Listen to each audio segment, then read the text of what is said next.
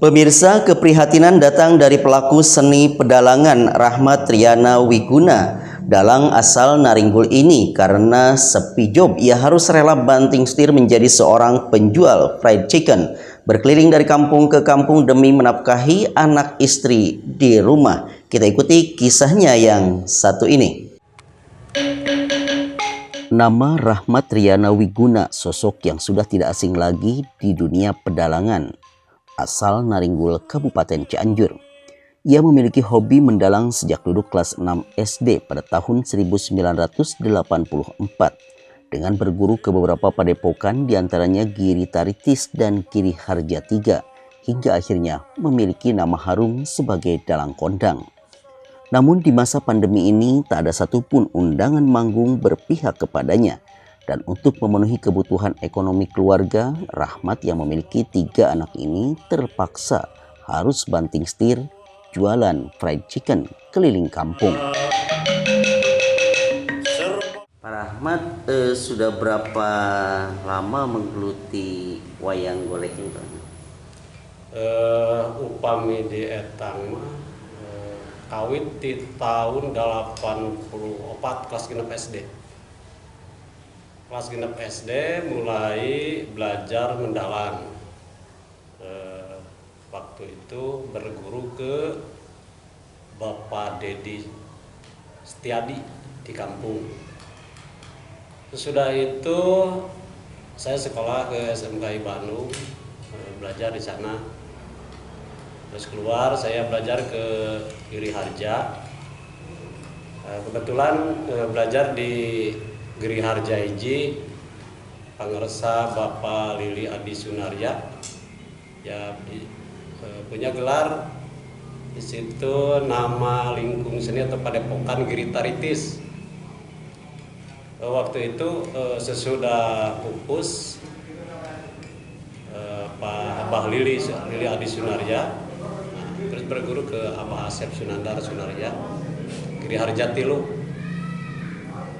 Waktu tahun 97 pernah saya diutus oleh Kabupaten Cianjur. Waktu itu di tingkat media, kebetulan saya dianugerahi juara ke-1 tingkat Jawa Barat tahun 97 waktu itu di tingkat media. Sudah itu ya terus saya menggeluti wayang, manggung panggung ke panggung sampai sekarang gitu, sampai akhirnya terputus oleh pandemi kemarin ya, dan sekarang mulai lagi ada gitu. Sampai sekarang dari tahun 84 sampai sekarang. Kalau dilihat kesenangan ya banyak, kepahitannya juga banyak. Malum perjuangan dalam menggeluti seni dan budaya, seni Sunda khususnya wayang golek, terutama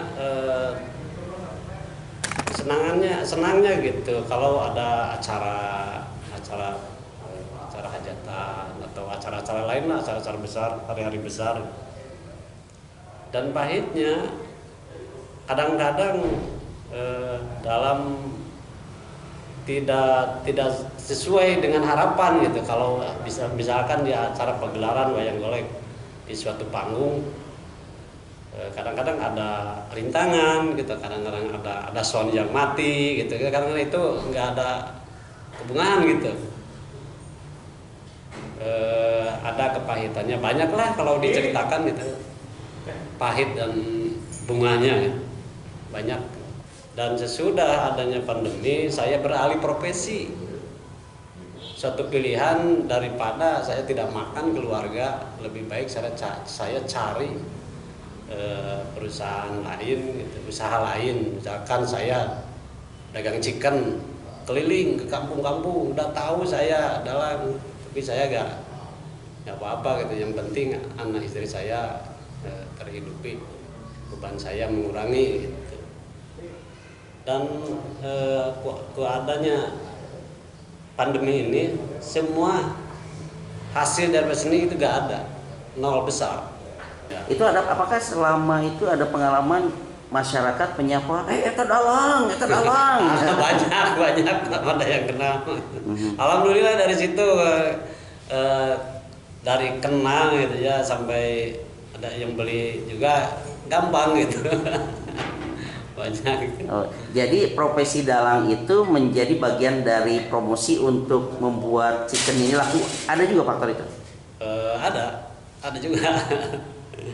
Selain mendalang, saya alhamdulillah dianugerahi, dibisakan oleh Tuhan, oleh Allah Subhanahu Wa Taala. Seperti ini contohnya, wayang-wayang ini semuanya produksi saya. Wayang-wayang ini ada wayang golek biasa, ada wayang karakter gitu. Semuanya, malahan wayang yang dipakai tiap manggung itu bikin sendiri, itu karya sendiri semuanya gitu. Gak ada karya orang lain, ya paling 1%, 0% juga gak ada gitu. Semuanya karya sendiri. Dari dibikinnya ini dari kayu albasia, ya dari dapatnya kadang-kadang beli dari petani gitu, kadang-kadang dari circle gitu. Terutama ya dari circle lah saya seringnya beli. Ada di Tangkalan gitu ya. Ada per meter, dari circle kan per meter itu. Banyaklah kayu albasia mah kalau di Naringgul itu banyak. Waktu dulu mah sebelum ada pandemi banyak gitu yang pesan wayang, main wayang, jam mendalang gitu. Tapi sekarang kalau udah adanya pandemi total nggak ada.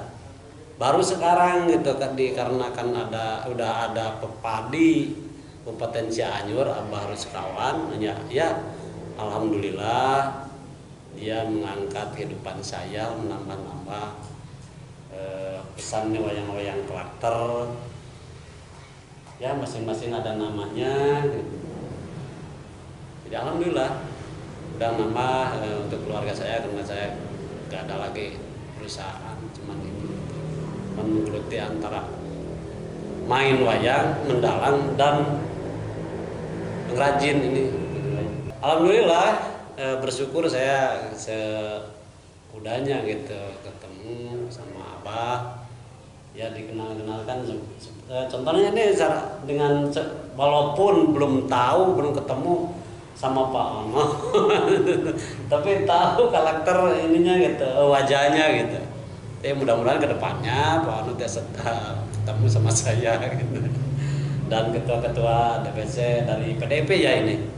Ya alhamdulillah ada Pak Ono, ada Pak Herman juga, Pak Bupati, ada Ibu Susi juga gitu. Mudah-mudahan lah membantu saya untuk kedepannya. Gitu. Untuk saya buat seniman wayang golek sekarang sesudahnya ada Abah, ya, Pepadi Kabupaten Cianjur dan Ketua LKC ya, Lembaga Kesenian Cianjur. Mudah-mudahan harapan saya ke depannya ditingkatkan lah. Apa ya harus ditingkatkan bagaimana caranya gitu, supaya seni padalangan supaya tidak mati total gitu. Dan Pak Rahmat kan masih punya keahlian bikin wayang nih. Iya. Bagaimana dengan nayaga dan perangkat itu? Saya nggak tahu tuh, usaha masing-masing. Biasanya mereka teman-teman nayaga atau pendamping itu usaha apa tuh kalau sudah sepi gini? Kalau seperti ini mah ada yang nyadap itu cari ini, ada yang jadi aren, gula aren, bikin gula aren gitu. Ada yang itu, ada yang jualan sama saja gitu. Ada yang tani gitu. Kadang-kadang tani buruh juga, bukan tani ini. Kebanyakan gitulah. Daripada gak makan, gak ada mata pencaharian, lebih baik apa saja sama dalangnya juga gitu. Kami dari seniman padalangan, khususnya bukan saya pribadi, semua pedalangan yang ada di Kabupaten Cianjur mohon ke Bapak Bupati bagaimana caranya supaya bisa maju, bisa main lagi, bisa bergelar lagi seni wayang golek, khususnya di Kabupaten Cianjur, umumnya di Jawa Barat. Bagaimana caranya tergantung Bapak mau ada kenaikan kelas, sekolah-sekolah, bagaimana caranya dimohon supaya kehidupan saya dan teman-teman seniman dan budayawan, seniman seniwati yang ada di kampung-kampung supaya bisa punya mata pencaharian lagi. Assalamualaikum warahmatullahi wabarakatuh. Sampurasun. Sementara itu, pemerhati budaya yang juga Ketua Persatuan Pedalangan Indonesia (PEPA) di Kabupaten Cianjur, Abah Ruskawan, turut prihatin dengan kondisi anggotanya yang morat-marit di masa sulit sekarang ini.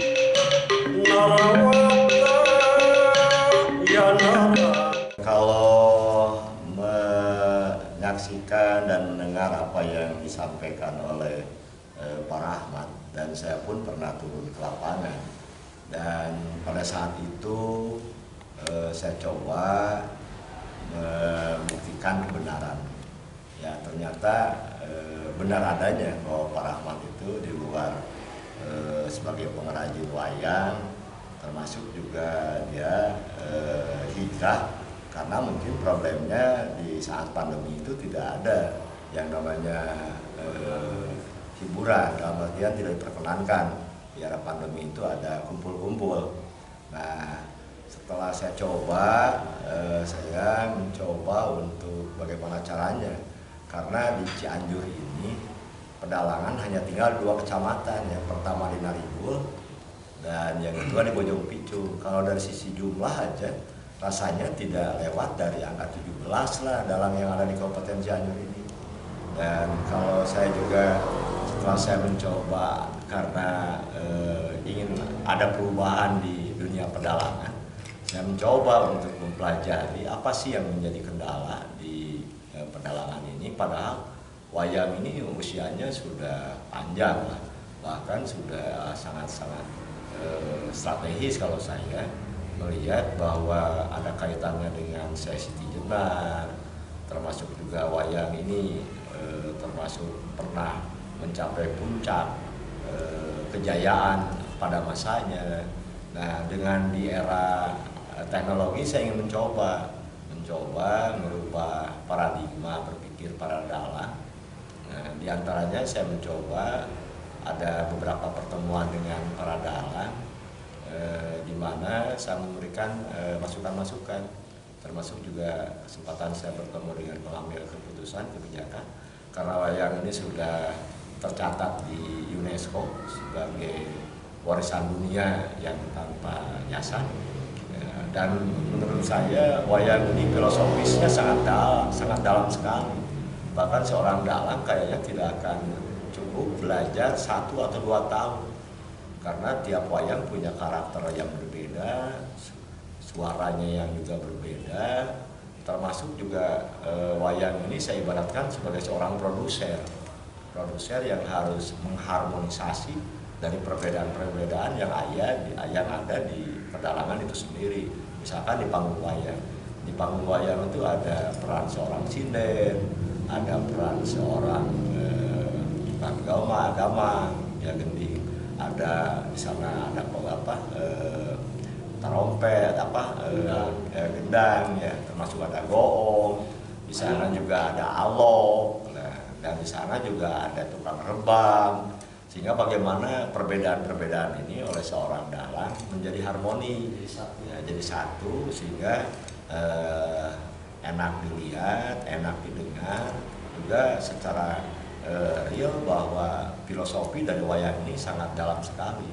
Bahkan saya ingin mencoba untuk berusaha, ya, dalang-dalang ini tidak cukup hanya saat ini mempelajari tentang cerita pewayangan. Bagaimana kita di era IT, ya, kalau kata Nini Anteh, kudu minum ka waktu nggak pakai zaman, sehingga dalang tidak boleh jadul, dan dalang juga tidak boleh hanya tahu tentang dunia pedalangan, tapi dalang juga harus banyak membaca. Nah, saya coba, saya ketemu dengan seorang dalang, bisa nggak yang saya pegang ini si Cepot nih, si Cepot ini bisa jadi media publikasi.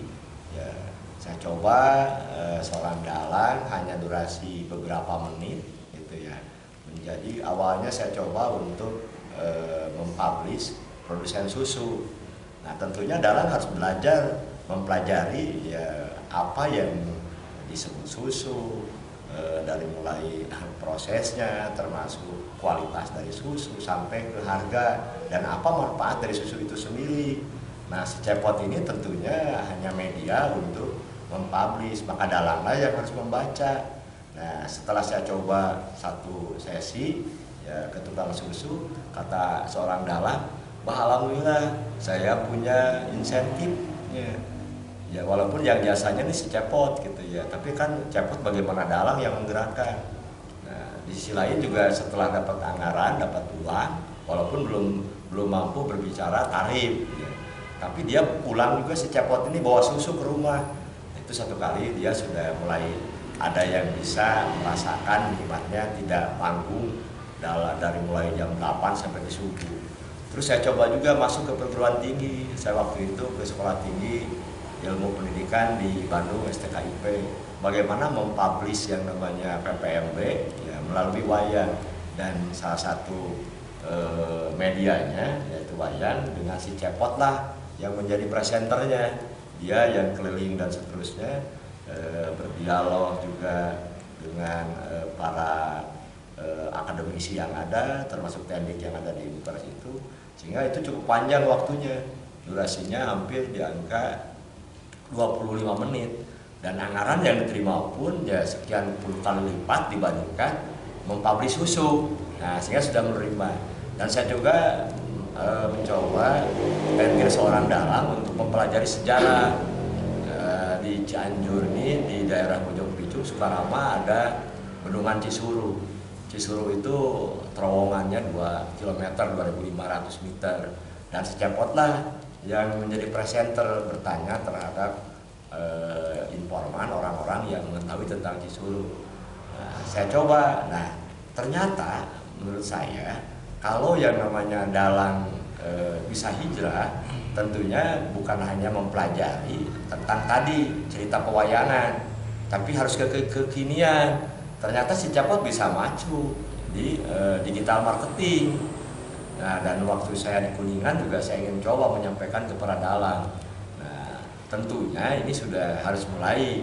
Bahkan menurut saya, kenapa tidak? Kalau punya will, misalkan nih yang samping saya Pak Bagus nih, kebetulan beliau ini punya usaha kedai dan memang milenial, kenapa tidak? Ya wayang juga bisa sebagai alat promosi di toko atau di kedai Sudabi Pak Bagus. Nah, saya coba, kenapa tidak? Kalau misalkan punya will nih pemerintah nih, karena berdasarkan Undang-Undang Nomor 5 ya tahun 2017, pemajuan kebudayaan tanggung jawab pemerintah, walaupun tidak single fighter, tanggung jawab semua.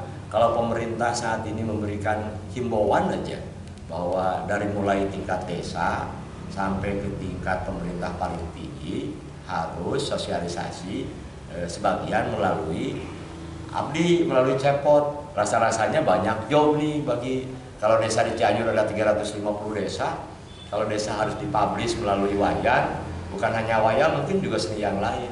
Tapi menurut saya ya cukup apresiatif, karena hampir semua orang ini tahu bahwa inilah wayang Cepot. Semua usia tahu, karena saya sudah pernah dicoba di Gunung Padang. Pada saat itu saya kumpulin anak-anak SD. Bahkan saya coba dengan Om Cepot ini Tata Rucingan, ya, Tata Rucingan. Ternyata hampir semua SD tahu bahwa ini Cepot gitu ya. Termasuk si Cepot yang pintar. Kenapa? Karena membuat masyarakat anak-anak SD berkumpul ya dengan Tata Rucingan, dari mulai siapa Bupati Cianjur, siapa camatnya, siapa kepala desanya. Rasa-rasanya gitu, rasa-rasanya kalau untuk sosialisasi, apakah itu program kerja, sosialisasi misalkan pengusaha, sosialisasi yang lain-lain, tentunya wayang ini bisa dipandang, walaupun saya belum mengadakan penelitian, wayang bisa dibilang sebagai media yang cukup handal karena bisa audiovisual, bisa bergerak. Tinggal mungkin juga dengan nanti kreativitasnya.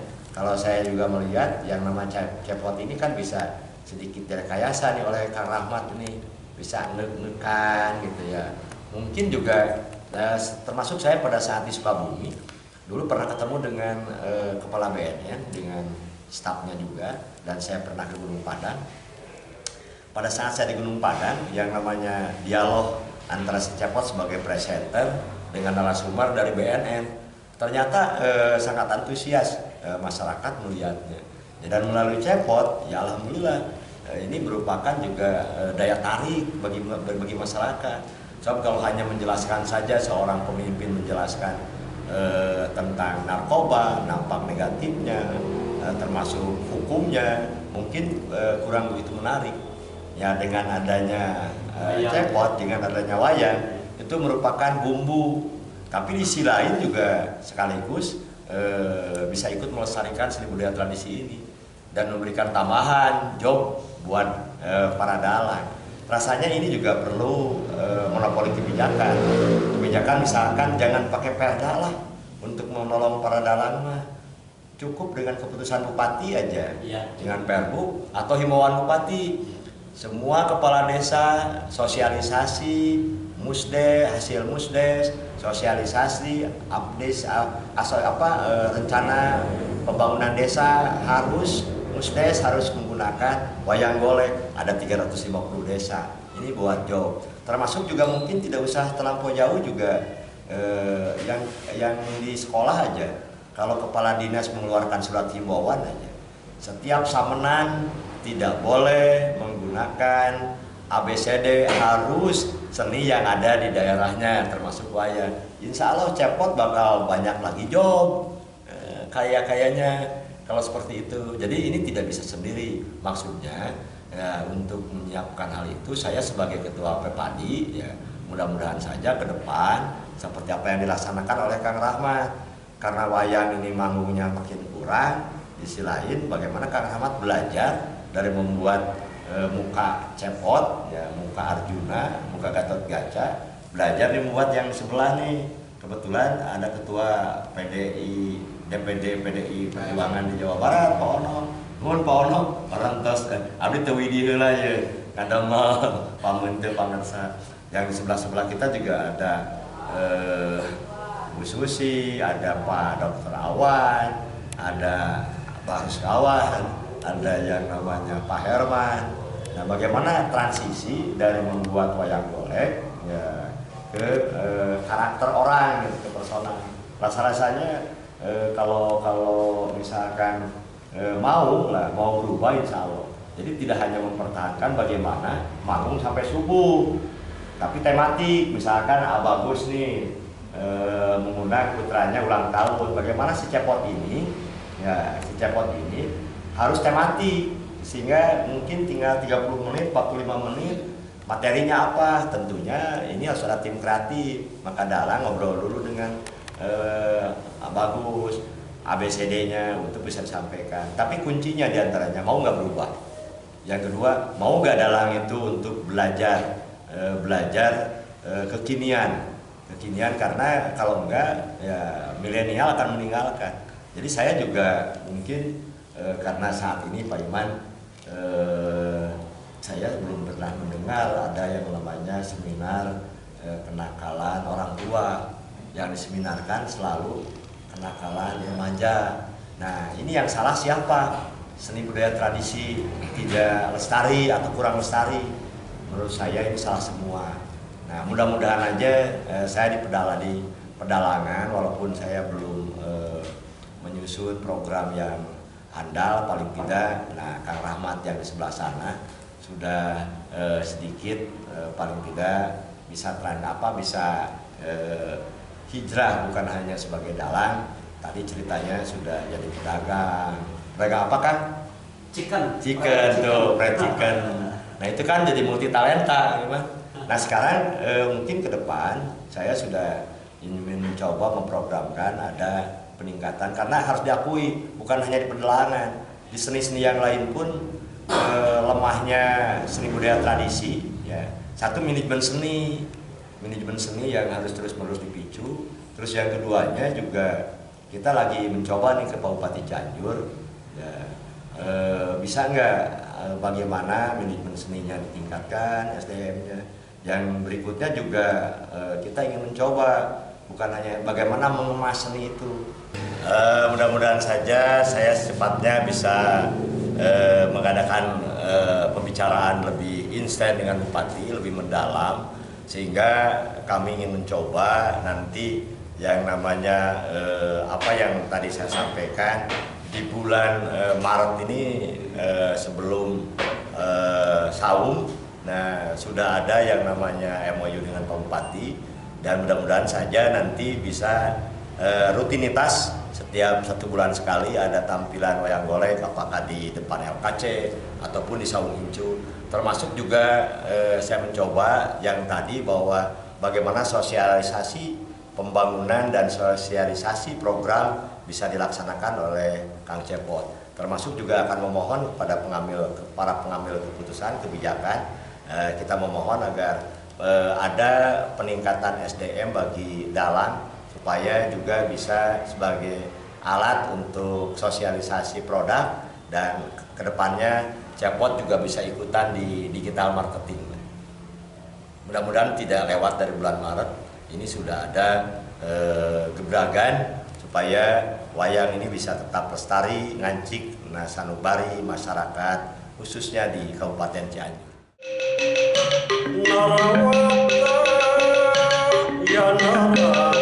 Mari rapatkan barisan, siapa peduli lestarinya seni budaya Sunda? Yuk kita apresiasi mereka. Iman Sulaiman untuk kabar Cianjur TV.